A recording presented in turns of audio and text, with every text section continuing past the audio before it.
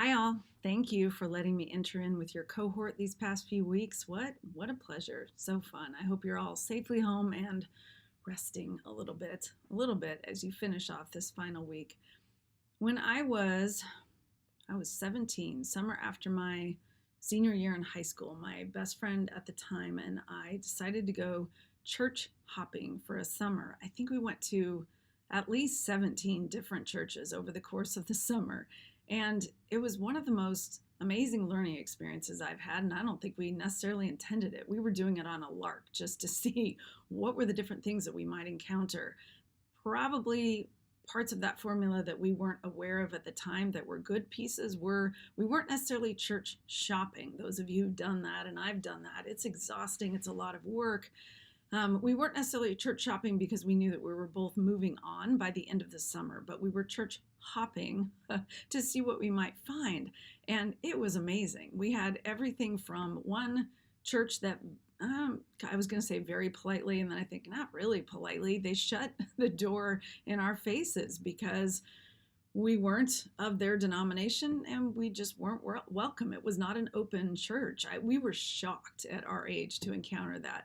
And then we had, let me think, some of the extremes. We had some that might be sort of what you would expect and what we would expect. But there was one that we walked in and it looked like it was fairly sparsely populated. And as we walked in, there were numbers up at the front of the church. And everybody in there, I swear, was over, well, to us at the time, seemed like they were over 80, maybe over 70. She walks up to the front and she takes a number 6 and she sets it down and very, very slowly goes through a pile and picks up a number 8 and puts it up there. That was their attendance for the day. And needless to say, when they sang the songs in their sort of old and wavering voices, it was hard to hide. We'll just say that. There was another one that we went into, and this was back in the would have been early to mid 80s. So having an electric guitar or a drum was pretty edgy. We were surprised when we walked in and saw some of that. There was one where they had us sit up in the front row because they were so excited to have us there. And they were a little larger, maybe 80, 100 people. And then they paused halfway through and said, and now we would like our guests to come up and sing a duet for us. It was a little bit daunting. I think we did sing something, but I'm sure we were silly and giggling our way through it. Anyway, the experience was fascinating because what we recognized as we went through, and we would stay for the entire service, sometimes stay for the coffee hour or lunch afterwards, what we recognized were the pieces that we've talked about in our group, that there were such varying structures and assumptions, and we could see in the way that people viewed us.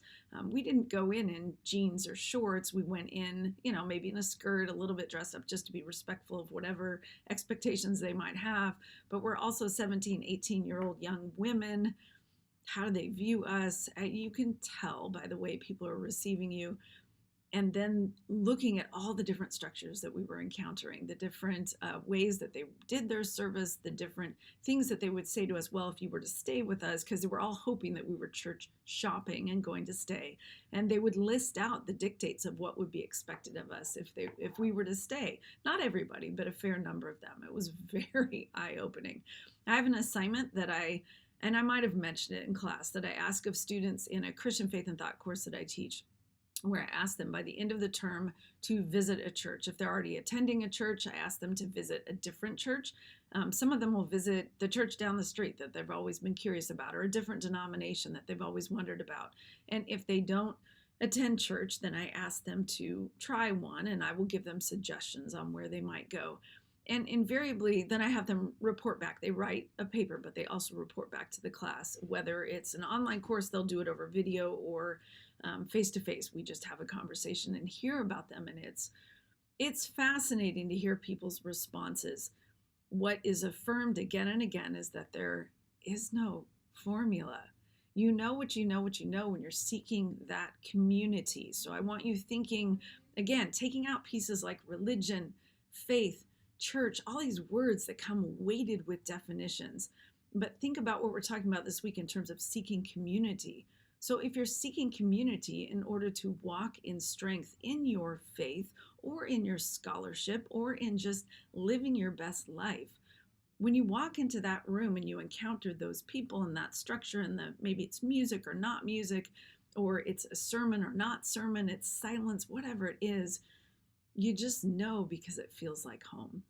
And it's been interesting to have different students respond to the same church that might be one that I'm familiar with in the Portland area and come back to the class and report. I've had people report, number one, those people are crazy because they all surrounded me and were just in my space and wanting to talk to me and asking personal questions. And I just wanted to hide in the back, and I will never go back there. And then I've had other people say about the same church that they walked in and a couple people greeted them, but they felt awfully alone and they really weren't pulled in. So they're the ones who wanted more of an arms around you and pull you in, and other people aren't seeking that. There's no right or wrong, but it's just fascinating how communities are built. And you've done a nice job of articulating your own cohort and kind of recognizing different personalities, different backgrounds, different expertise. How is it that you've come together and you're happy to work together and you move around the room and work with different people and are open to different voices? So how do you seek that out there? I teach a Writings of C.S. Lewis course, and there was one time that a student responded in a discussion forum, which I was glad that she did so that all could see. And I don't even remember what the prompt was, but she was just commenting about the course and said that she was really shocked that she had signed up for a C.S. Lewis course and she didn't understand why we were talking about Jesus so much. Now, I don't know that I was necessarily, but students were correlating between, we might have watched a bio video similar to what we watched together, or just some books that we were reading about his background, his struggles, and where he had arrived and the work that he was producing because of. So it was interesting to hear her say that, because her impression was what so many people's impression is of his fictional works, that these are works of fantasy, these are works of science fiction. What do they have to do with faith? So I want you really pondering that, not just about C.S. Lewis, but about you.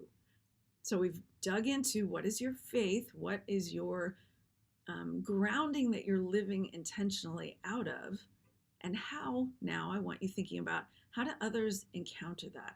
How do they receive that? If you are a person of faith, of the Christian faith, and that's something that you want to be spreading to other people, but you're in a secular institution or somewhere where you can't say those words, or a lot of us recognize that if you say those words, the walls go up, even if you're allowed to. In a lot of the classes that I teach, I'm certainly permitted to. I'm working at a Christian institution and people know my background. But if I say some of those things overtly in an in your face kind of way, once that wall goes up there, the communication is not effective. So that's not always the best approach. And I would argue in most cases, it is simply not the best approach.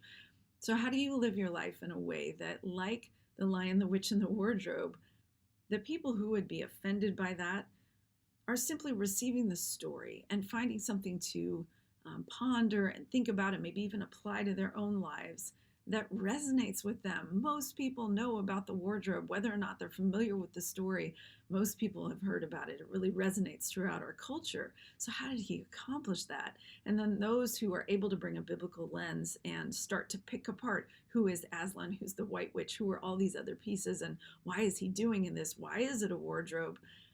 Those people are able to get something else out of it. We talked about nuance in lasting literature, and certainly in lasting worldviews and cultural swings. So what are the things that are defined in a simplistic way, and what are the things that are nuanced and more likely to last the test of time, whether it's in your life or in the things that you're encountering? Blessings on your week. I look forward to those final papers.